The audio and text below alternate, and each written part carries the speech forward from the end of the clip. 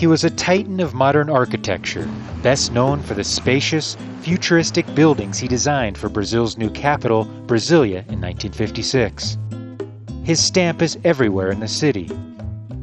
But beyond Brasilia, he also designed the Sambódromo in Rio, where the annual Carnival parade is held, as well as a modern art museum in Rio.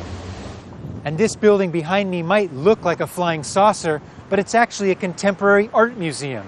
It too was designed by Niemeyer, and in a lot of ways it perfectly encompasses who he was as an architect. The most important thing is that an architect must design what he likes, not what others would like him to do.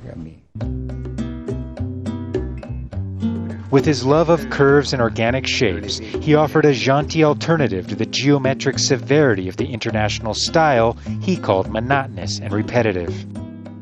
He said his designs were meant to evoke the beauty of Brazil, with sensuous curves mimicking the female body and the beaches and hills of his native Rio. In December 2007, on his 100th birthday, he was surrounded by family and friends, including his great-great-grandson and his students and disciples.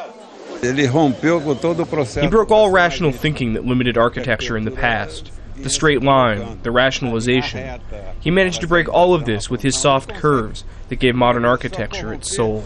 Oscar Niemeyer. That same day, the French ambassador bestowed his country's highest award, the Legion of Honor, on Oscar Niemeyer. He had taken refuge in France after a military dictatorship came to power in Brazil. But Niemeyer had long been internationally known. He was one of a dozen architects who designed the United Nations headquarters in New York. He was a lifelong communist and friend of Fidel Castro. He designed a red, tubular metal sculpture in Havana depicting a man holding a Cuban flag confronting what Niemeyer described as the monster of imperialism.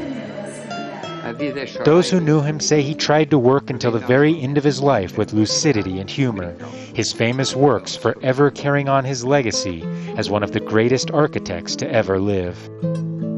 Gabriel Elizondo, Al Jazeera, Rio de Janeiro.